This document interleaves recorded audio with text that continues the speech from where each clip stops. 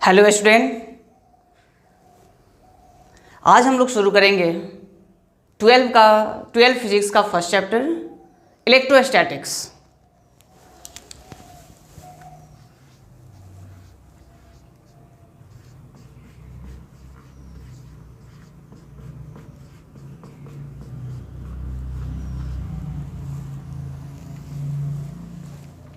तो देखिएगा, सबसे पहले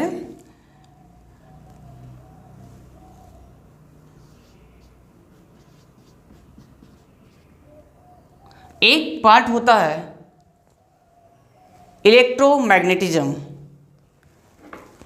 इलेक्ट्रोमैग्नेटिज्म का दो पार्ट होता है, एक इलेक्ट्रोस्टैटिक और एक इलेक्ट्रोडायनेमिक्स।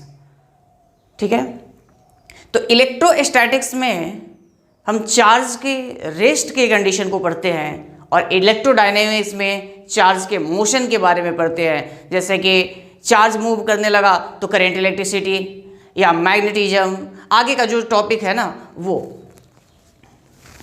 तो हम लोग शुरू करते हैं इलेक्ट्रोस्टैटिक्स।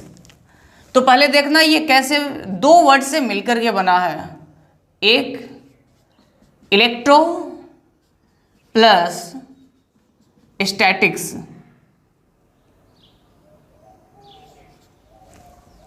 इलेक्ट्रो का मतलब होता है चार्ज और स्टैटिक का मतलब होता है रेस्ट। तो बताओ खुद से कि इलेक्ट्रोस्टैटिक क्या हो गया। इलेक्ट्रो का मतलब चार्ज, स्टैटिक का मतलब एट रेस्ट, इलेक्ट्रिक का मतलब रेस्ट। मींस इलेक्ट्रोस्टैटिक क्या है, तो study of charge at rest is called electrostatics. ठीक है, इलेक्ट्रोस्टैटिक क्या है, study of charge at rest. जब चार्ज रेस्ट में हो और उसका हम स्टडी करते हैं तो उसी को क्या बोलते हैं, इलेक्ट्रोस्टैटिक बोलते हैं। क्या बोलते हैं, इलेक्ट्रोस्टैटिक बोलते हैं। चलिएगा ध्यान दीजिएगा। तो study of charge at rest. Charge क्या होता है, सबसे पहले चार्ज क्या होता है। तो चार्ज क्या है, किसी भी बॉडी का वो प्रॉपर्टी जिसके वजह से बॉडी किसी दूसरे चार्ज को, किसी दूसरे बॉडी को अट्रैक्ट या रिपेल करता है। जैसे कि पहले न्यूटन ने बताया था कि दो मास एक दूसरे को अट्रैक्ट करते हैं, ग्रेविटेशन में दो मास एक दूसरे को अट्रैक्ट करते हैं। तो अब चाहे ये पॉजिटिव हो या निगेटिव हो, तो वहाँ पे चार्ज का कुछ बात नहीं बोले थे, वो बस बताया कि एक मास यहाँ पे है, दूसरा मास, मान के चलो एक प्रोटॉन है, मास ऑफ प्रोटॉन इसका मास है, इसका मास mp।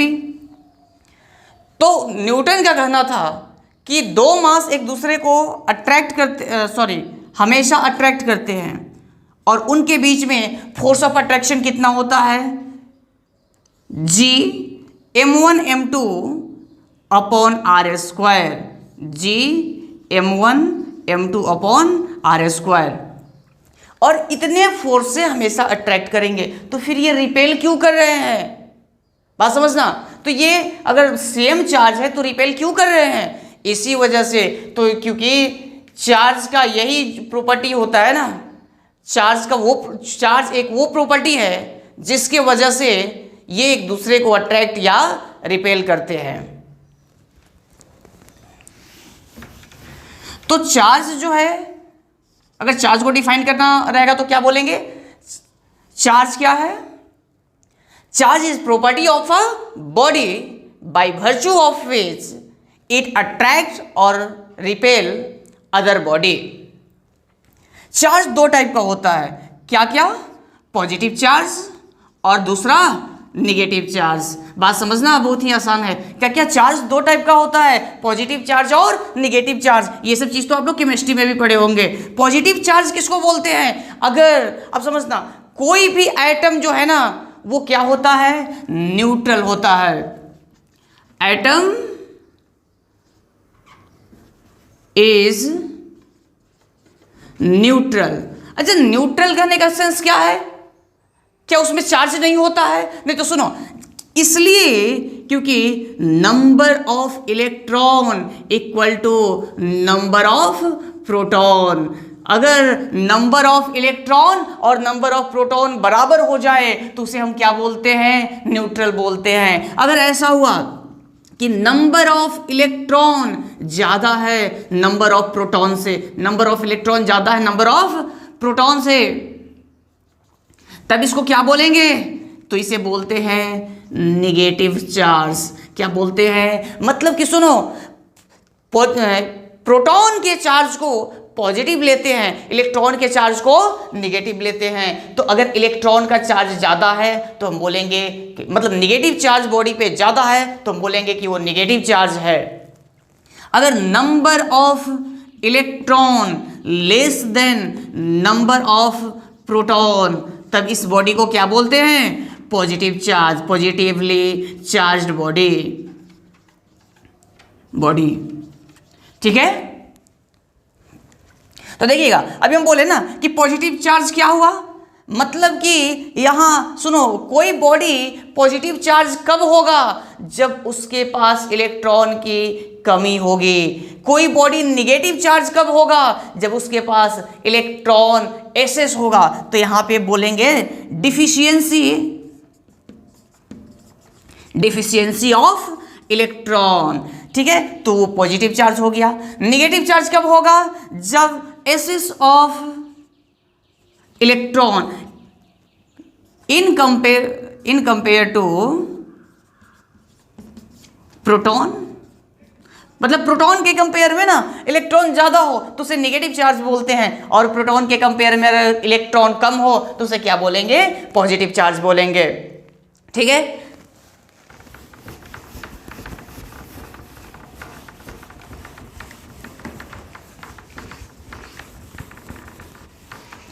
अब देखते हैं कि कोई भी एटम जो है उसको एटम को कैसे पॉजिटिव और नेगेटिव चार्ज बनाते हैं। हाँ चल देखिए, तो एटम जो है, एटम बताते हैं कि थोड़ा देर पहले कि एटम क्या कैसा होता है? इलेक्ट्रिकली न्यूट्रल होता है। कैसा होता है? Electrically neutral. Means number of, समझना, नंबर ऑफ इलेक्ट्रॉन और नंबर ऑफ प्रोटॉन क्या होता है? बराबर होता है। अब हम क्या करें, इस एटम से इलेक्ट्रॉन निकाल दें। मान लो कि पहले इसके पास 10 इलेक्ट्रॉन, क्या था? 10 इलेक्ट्रॉन और 10 प्रोटॉन। क्या था? 10 इलेक्ट्रॉन और 10 प्रोटॉन। तो एक इलेक्ट्रॉन अगर निकाल दें तो इस कंडीशन में ये क्या बनेगा? 9 इलेक्ट्रॉन एंड 10 प्रोटॉन।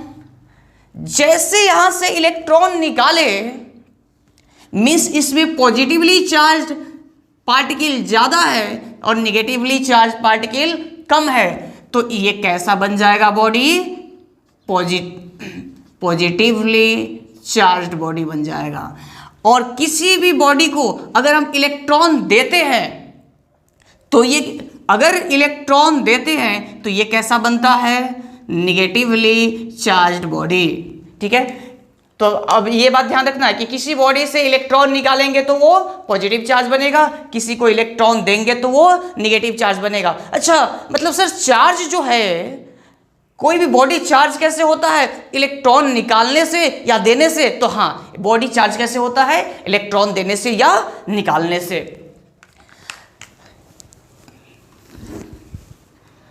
इलेक्ट्रॉन का charge 1.6 into 10 to the power -19 coulomb लेते हैं। अच्छा, चार्ज का एसआई यूनिट क्या होता है? एसआई यूनिट ऑफ चार्ज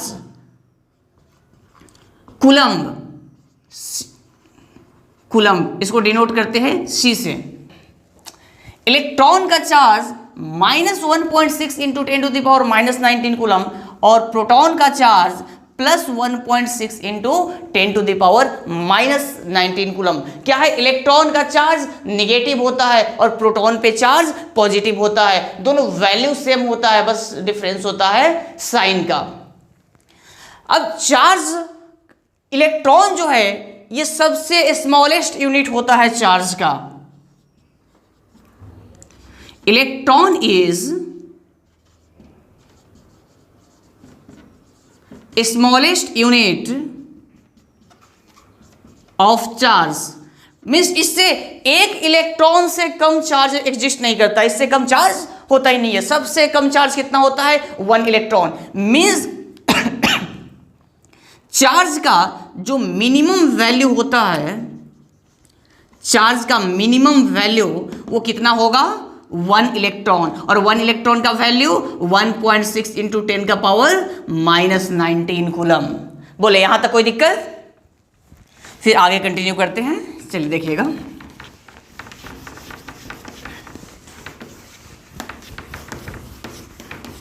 तो अभी तक हम लोग क्या देखे थे? कुछ भी नहीं भाई, बस ये देखे कि चार्ज किसको बोलते हैं, चार्ज क्या है? तो चार्ज बॉडी का वो प्रॉपर्टी है जिसके वजह से ये किसी दूसरे चार्ज को अट्रैक्ट करता है या रिपेल करता है, इसी को बोलते हैं चार्ज। चार्ज कितने टाइप के होते हैं? 2 टाइप के होते हैं। कौन कौन से charge? Positive charge and negative charge.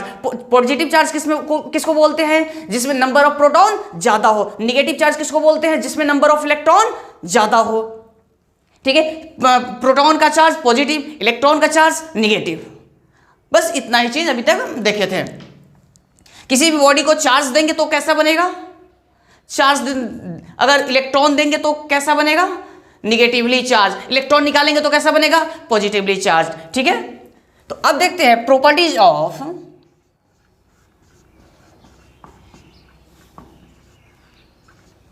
Of charge.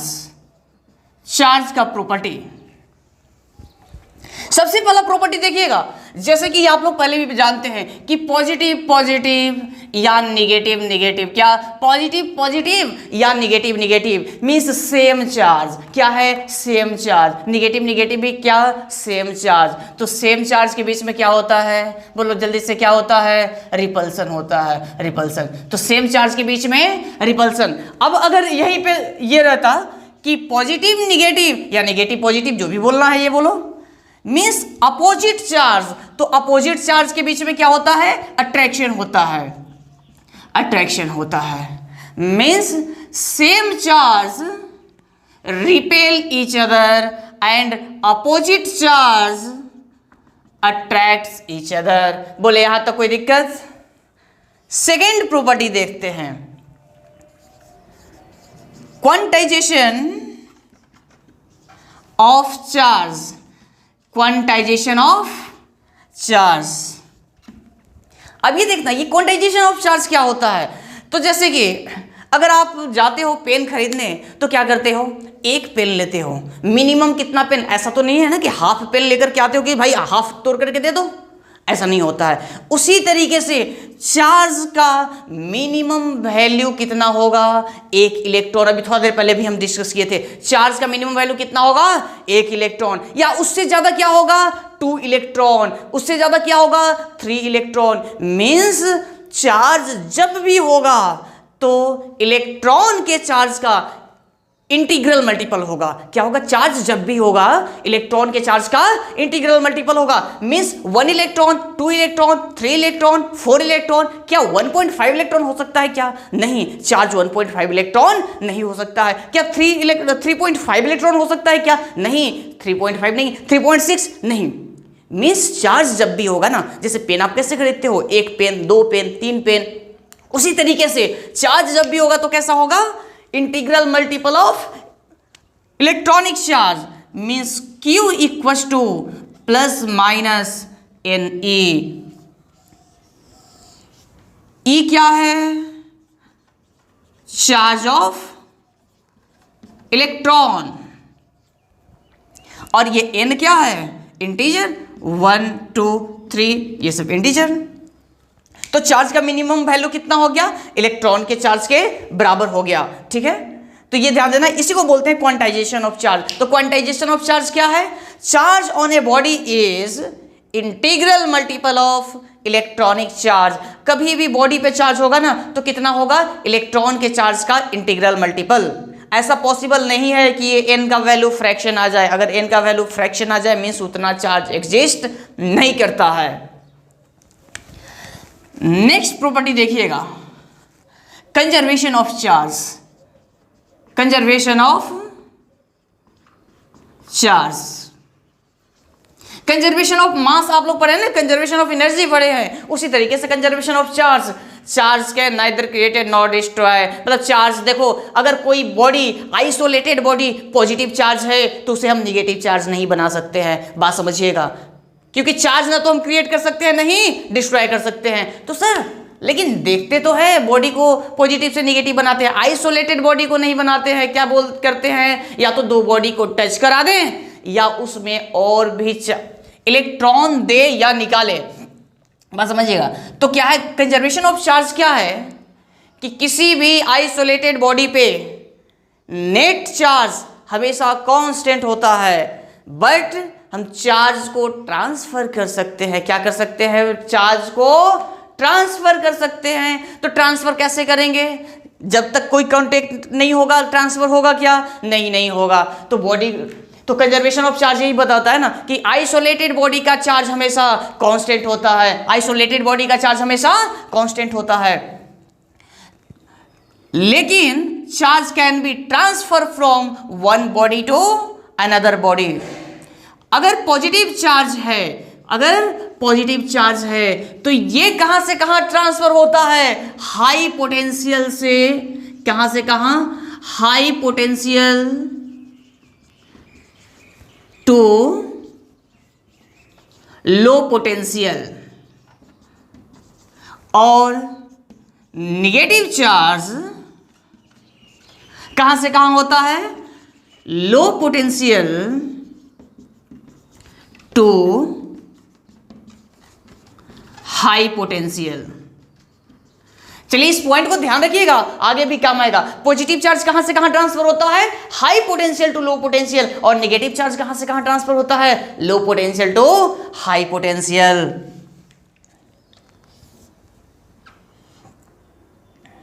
Next property,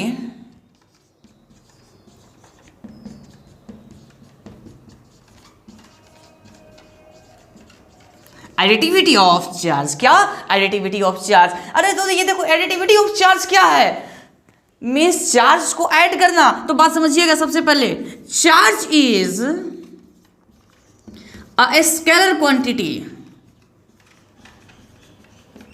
charge कैसा क्वांटिटी होता है, स्केलर क्वांटिटी। चार्ज को क्या हम ऐड कर सकते हैं, हाँ ऐड कर सकते हैं। क्या चार्ज में कोई डायरेक्शन होता है क्या, नहीं चार्ज में कोई डायरेक्शन नहीं होता है। तो कैसे ऐड करते हैं सुनिएगा, तो अलजेब्रिक सम करते हैं। अगर किसी भी बॉडी पे नेट चार्ज निकालना है तो हम क्या करेंगे, चार्ज का अलजेब्रिक सम करेंगे। सर अलजेब्रिक सम का मतलब नहीं मालूम है, चलो बताते हैं। देखो अगर एक चार्ज है -5 कूलम चार्ज है, इस पे एक बॉडी है, इस पे चार्ज है कितना, -5 कूलम। दूसरा बॉडी है, इस पे चार्ज है कितना, 3 कूलम, 3 कूलम, इस पे है 3 कूलम। अगर बोले कि इस बॉडी पे नेट चार्ज बताओ, देखो इस बॉडी पे -5 कूलम, इस बॉडी पे 3 कूलम, और बोला कि पूरे बॉडी को, इस पूरे को एक मान करके नेट चार्ज बताओ, तो नेट चार्ज क्या बोलेंगे, नेट चार्ज, नेट चार्ज -5 + 3 यानी कि -2 कूलम। कहने का मतलब कि चार्ज को जब हम ऐड करते हैं ना तो उसके साइन के साथ ऐड करते हैं। बात आ रही समझ में, तो इस चीज को ध्यान में रखेंगे। नेक्स्ट देखते हैं। तो देखो चार्ज का कितना प्रॉपर्टी हम लोग पढ़े, 4 प्रॉपर्टी। क्या क्या, पहला same charge repel each other, opposite charge attract each other. दूसरा क्वांटाइजेशन ऑफ चार्ज, कि चार्ज क्या होता है, हमेशा integral multiple of electronic charge होता है। क्या होता है, चार्ज हमेशा integral multiple of electronic charge, मतलब 1 इलेक्ट्रॉन, 2 इलेक्ट्रॉन, 3 इलेक्ट्रॉन, ऐसे ही होगा कुछ ना कुछ। Next conservation of charge. Conservation of charge क्या बोला कि किसी भी आइसोलेटेड बॉडी पे नेट चार्ज हमेशा कांस्टेंट होता है। बस हम क्या कर सकते हैं, चार्ज को एक बॉडी से दूसरे बॉडी पे ट्रांसफर कर सकते हैं। पॉजिटिव चार्ज को हाई पोटेंशियल से लो पोटेंशियल, और नेगेटिव चार्ज को लो पोटेंशियल से हाई पोटेंशियल ट्रांसफर करते हैं। ठीक है। Next additivity of charge. Charge कैसा क्वांटिटी होता है, स्केलर क्वांटिटी होता है। इसे क्या करते हैं, अलजेब्रिक सम करते हैं। अगर नेट चार्ज बॉडी पे निकालना है तो क्या करेंगे, अलजेब्रिक सम, यानी कि साइन के साथ चार्ज निकालेंगे, ऐड करेंगे, साइन के साथ नेट चार्ज ऐड करते हैं। नेक्स्ट हेडिंग डालिएगा, कॉपी करते चलना सब कुछ।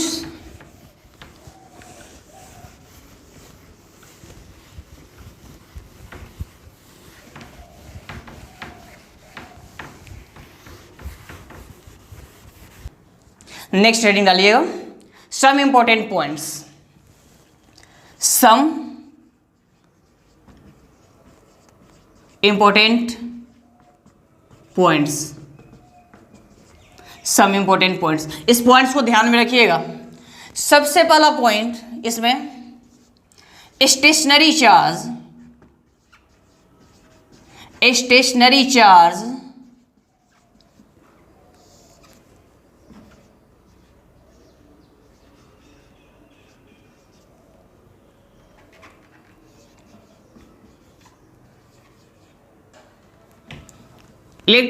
stationary charge produces only electric field.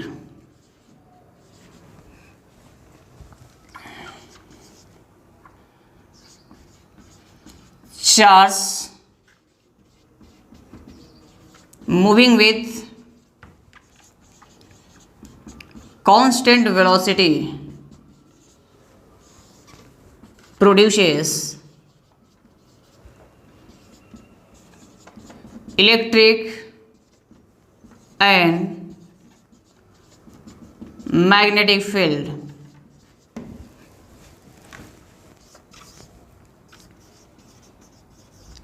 Charge moving with non-uniform velocity, ये क्या प्रोड्यूस करेगा?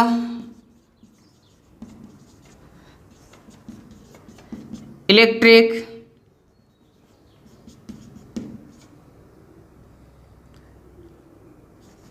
Field, magnetic field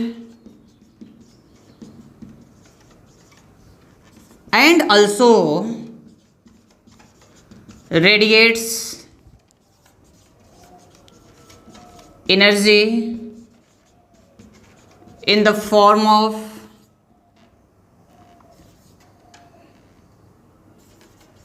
electromagnetic waves। चलिए समझिएगा, बहुत इंपॉर्टेंट पॉइंट था। क्या बोले? Stationary charge. अरे स्टेशनरी चार्ज मतलब रुका हुआ चार्ज। तो रुका हुआ चार्ज क्या प्रोड्यूस करता है? Only electric field. सुनिएगा, अगर आप पहले से ये पॉइंट 9th 10th में थोड़ा सा पढ़े होंगे, इलेक्ट्रिक फील्ड, मैग्नेटिक फील्ड, अगर जानते हैं तो ठीक है, नहीं जानते हैं तो 2 दिन इंतजार कीजिए। आने वाले लेक्चर्स में हम लोग इसके बारे में बहुत अच्छे तरीके से पढ़ेंगे कि क्या होता है इलेक्ट्रिक फील्ड और मैग्नेटिक फील्ड। तो हम क्या बोले? स्टेशनरी चार्ज क्या होता, स्टेशनरी चार्ज क्या प्रोड्यूस करता है? Only electric field. Mister electrostatics में तो हम स्टेशनरी चार्ज के बारे में पढ़ने वाले हैं ना, तो यहाँ पे क्या सिर्फ इलेक्ट्रिक फील्ड ही होगा? तो हाँ, यहाँ पे सिर्फ इलेक्ट्रिक फील्ड ही होगा। अच्छा, तो charge moving with constant velocity मतलब वो चार्ज जो किसी एक फिक्स्ड वेलोसिटी से चल रहा है, किसी कांस्टेंट वेलोसिटी से चल रहा है, तो वो क्या प्रोड्यूस करेगा? Electric and magnetic field. और जो चार्ज नॉन यूनिफॉर्म वेलोसिटी से चल रहा है, मतलब तेज चला फिर रुका, फिर तेज चला धीरे हो गया, मतलब वेलोसिटी चेंज हो रहा है, तो वो क्या करता है? Electric field, magnetic field electric field produce करेगा, मैग्नेटिक फील्ड प्रोड्यूस करेगा और एनर्जी रेडिएट करता है। किसके फॉर्म में? इलेक्ट्रोमैग्नेटिक वेव के फॉर्म में। देखो याद रखना है, क्या बोलते हैं? Stationary charge electric field produce करता है, charge moving with constant velocity electric field and magnetic field. Non uniform velocity से जो चार्ज मूव करता है वो क्या करता है? Electric field, magnetic field and also radiates energy in the form of electromagnetic waves. चलिए जल्दी जल्दी आप लोग लिखते रहें। नेक्स्ट पॉइंट देखते हैं।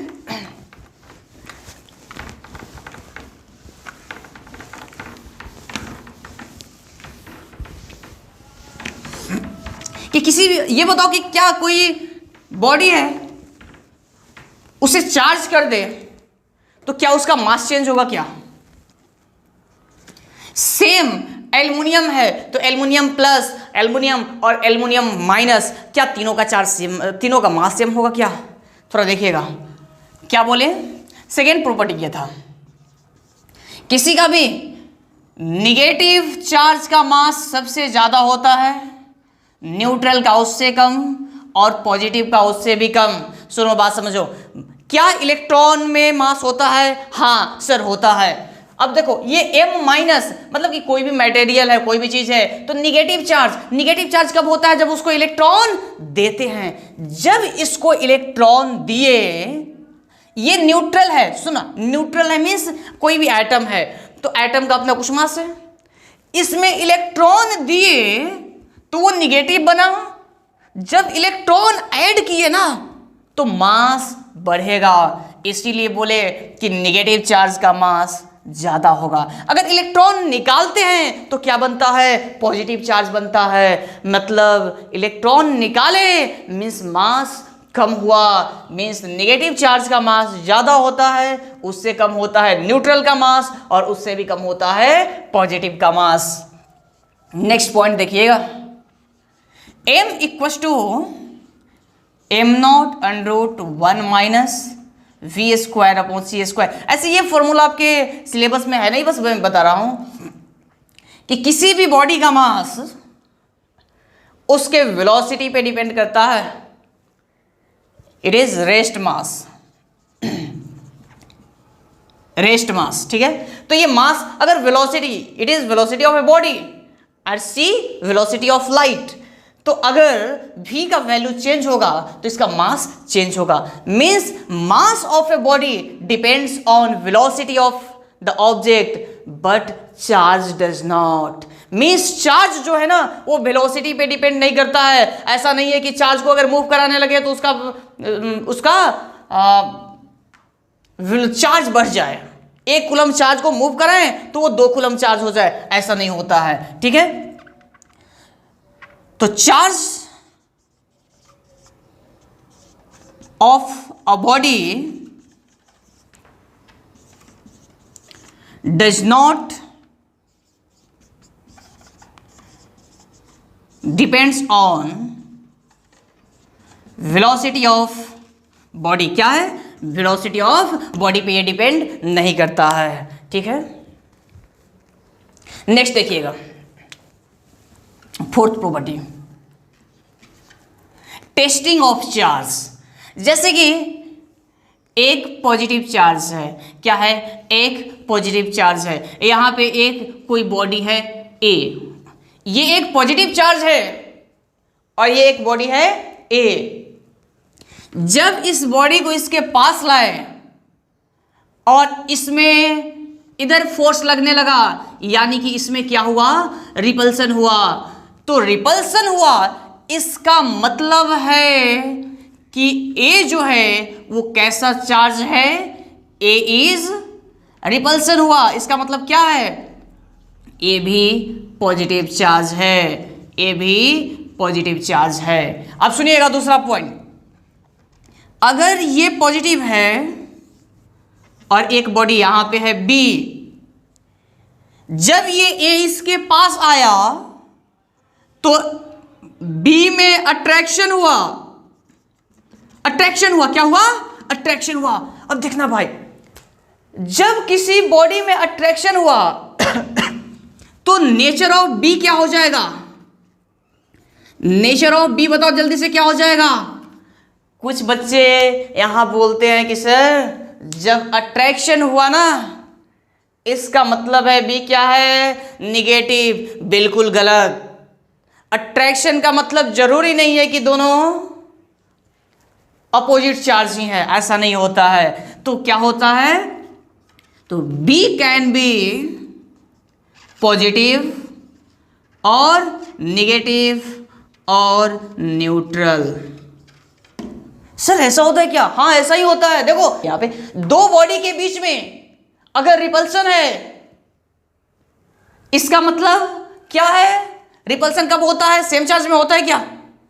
हाँ सेम चार्ज, मीन्स दोनों चार्ज सेम होगा, फिक्स है। लेकिन अगर दो के बीच में अट्रैक्शन है तो ऐसा हम नहीं बोल सकते हैं कि अट्रैक्शन अपोजिट में ही सिर्फ होगा। नहीं, कभी कभी न्यूट्रल के साथ भी हो जाता है। अभी मैं आपको करके दिखाता हूं कि ऐसा क्यों होता है। न्यूट्रल के साथ भी हो सकता है, पॉजिटिव के साथ भी हो सकता है और निगेटिव के साथ भी हो सकता है। मतलब सर इससे क्या पता चला कि attraction is not surest method of testing charge, charge के बारे में टेस्ट करना है तो अट्रैक्शन स्योरेस्ट मेथड नहीं है बट रिपल्सन है, क्योंकि रिपल्सन है मतलब फिक्स है कि दोनों चार्ज का नेचर क्या है, सेम है, तभी वो रिपेल कर रहा है।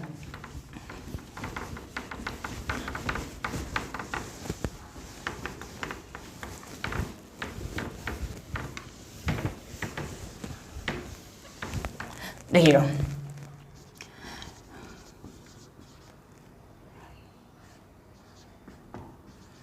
repulsion is surest method of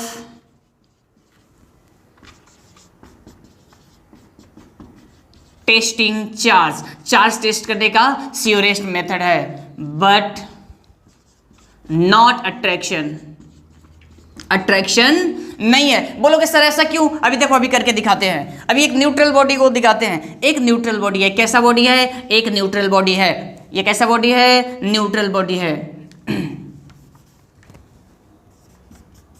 neutral body. इसके बगल में एक पॉजिटिव चार्ज को लाएं, क्या करें, पॉजिटिव चार्ज को लाएं। जैसे पॉजिटिव चार्ज को लाएंगे इनके बीच में हड़कंप मच जाएगा, क्या होगा कि इस पॉजिटिव की ओर, अच्छा न्यूट्रल है इसका मतलब क्या इसमें चार्ज नहीं है? अरे अभी तुरंत तो बताएं, न्यूट्रल का मतलब कि जितना पॉजिटिव है उतना ही निगेटिव है, तो इसका निगेटिव चार्ज पॉजिटिव की ओर अट्रैक्ट हो जाएगा और पॉजिटिव चार्ज रिपल्सन की वजह से अपोजिट साइड में चला जाएगा। ठीक है, बोल, यहां तक बात समझ में आई क्या? अब क्या होगा, ये पॉजिटिव इन निगेटिव चार्जेस को अपनी ओर अट्रैक्ट करेगा, किस चीज से, फोर्स ऑफ रिपल्स, अट्रैक्शन से अट्रैक्ट करेगा। F A is force of attraction. इस निगेटिव पे चार्ज क्या लगेगा, फोर्स किधर लगेगा, दूर, सॉरी इधर पॉजिटिव होगा, निगेटिव इधर आया तो इधर पॉजिटिव आया, इस पॉजिटिव पे चार्ज लगेगा इधर, तो इस पे F R means force of repulsion. अब देखेंगे, जब फोर्स ऑफ रिपल्सन लगा, इस चार्ज से इसका डिस्टेंस जो है ये ले लो आर ए, अट्रैक्शन का है इसलिए, और यहां से यहां तक का डिस्टेंस आर बी। तो अगर हम फाइंड करें, अब इसमें आर ए और आर बी में बड़ा कौन है, ऐसे ये चीज अगर नहीं समझ में आए तो कुछ दिनों बाद आपको खुद समझ में आ जाएगा जब हम आगे कूलम्स लॉ पढ़ाएंगे। ठीक है, तो इसलिए इसके लिए भी ज्यादा घबराए नहीं, एक फॉर्मूला जो लिखेंगे वो, आर ए और आर बी में बड़ा कौन है, आर बी बड़ा है आर ए से। फोर्स ऑफ अट्रैक्शन का फॉर्मूला होता है कि ये, अच्छा ये देखना, इसका चार्ज सेम होगा क्योंकि जितना पॉजिटिव है उतना ही निगेटिव है, तो के Q1 Q2, तो यहां पे चार्ज मान लो Q है, Q1 Q2 जो भी है, Q1 Q2 upon R A square, और एफ बी क्या हो जाएगा, ये भी के Q1 Q2, आर क्या होता है, दोनों के बीच का डिस्टेंस, यहां के बीच का डिस्टेंस कितना है, आर बी, तो आर बी स्क्वायर। ये थोड़ा देर अगले लेक्चर में हम लोग पढ़ेंगे इसके बारे में, ठीक है, तो यहां घबराना नहीं है। जब इस पूरे क्वांटिटी में के Q1 Q2 न्यूमरेटर सेम है, डिनोमिनेटर चेंज है। अगर डिनोमिनेटर बड़ा होता है तो वैल्यू क्या होता है, छोटा होता है। अब आर ए आर बी में कौन बड़ा है, आर बी ज्यादा है, आर ए कम है। आर बी ज्यादा है इसका मतलब फोर्स ऑफ आर बी नहीं, R R F R R not R B, R means repulsion वाला डिस्टेंस। तो ये एफ आर क्या है, एफ आर और एफ ए में कौन ज्यादा है, मतलब रिपल्सिव फोर्स ज्यादा है या अट्रैक्टिव। देखो रिपल्सन वाले का डिनोमिनेटर ज्यादा है, रिपल्सन वाले का डिनोमिनेटर ज्यादा है, इसका मतलब ये फोर्स ऑफ रिपल्सन कम होगा और फोर्स ऑफ अट्रैक्शन ज्यादा होगा।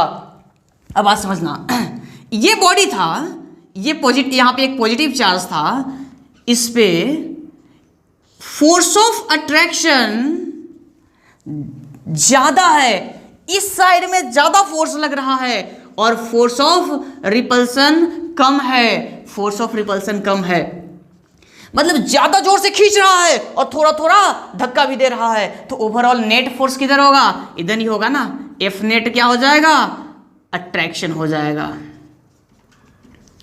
तो अभी आप देखें ना यहां पे कि एक चार्ज पार्टिकल और एक न्यूट्रल पार्टिकल के बीच में भी क्या है, अट्रैक्शन होता है। इसी तरीके से अगर यहां पे भी चार्ज लेते हैं ना, तो आप ऐसा सोच लो कि यहां पे थोड़ा सा, ये तो न्यूट्रल के लिए था, पॉजिटिव चार्ज आप अगर बोलोगे तो इसी में थोड़ा सा चार्ज बढ़ा दो, एक छोटा सा पॉजिटिव चार्ज यहां पे रख दिए, जैसे छोटा सा पॉजिटिव चार्ज रख दिए मींस बाकी सब चीज तो यही रहेगा, तो भी कोई चेंज नहीं आएगा, तो भी इसके बीच में क्या होगा, अट्रैक्शन ही होगा।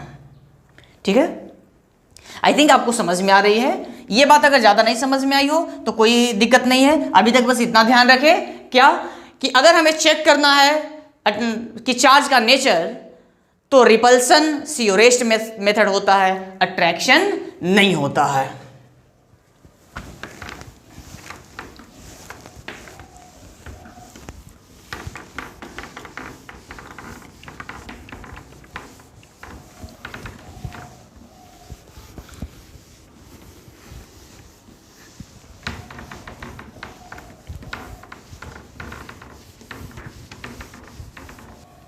हाँ चल देखिएगा, नेक्स्ट पॉइंट, बॉडी दो टाइप का होता है। बॉडी कितने टाइप का होता है, दो टाइप का होता है। कैसा कैसा, conducting body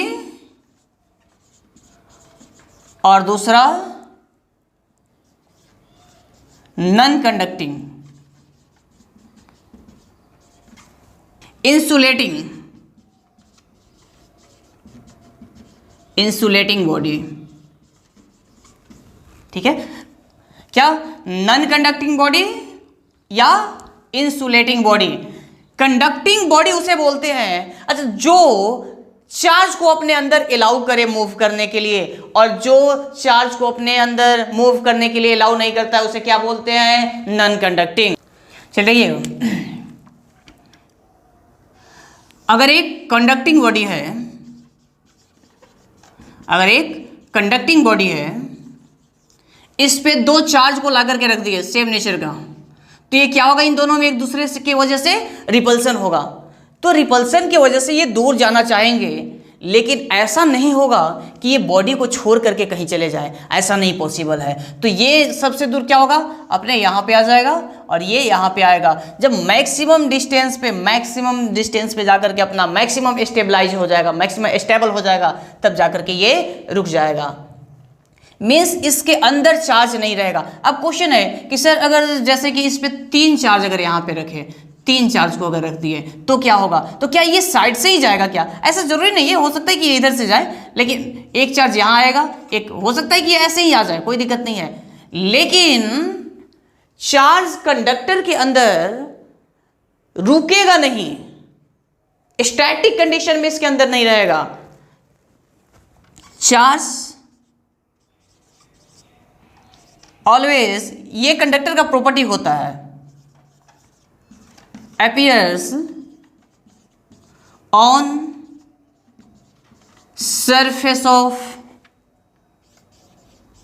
conductor. A static charge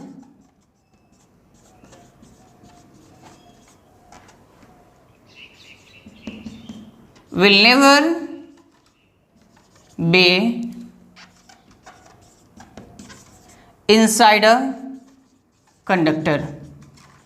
conductor के अंदर कोई भी स्टैटिक चार्ज कभी भी नहीं रहेगा।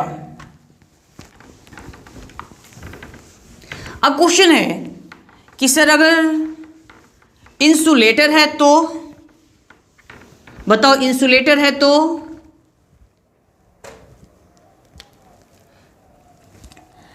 इंसुलेटर है तो इंसुलेटर के अंदर movement of charge does not allow inside the insulator, insulator के अंदर चार्ज का मूवमेंट अलाउड नहीं होता है, जहां पे चार्ज को रखेंगे ना वहीं पे रहेगा। ठीक है, जैसे 2 चार्ज ला करके रख दिए यहां पे, तो ये यहीं पे रहेगा, इधर उधर कहीं मूवमेंट नहीं होगा। ठीक है, तो आज के लेक्चर में यहीं तक रहने देते हैं।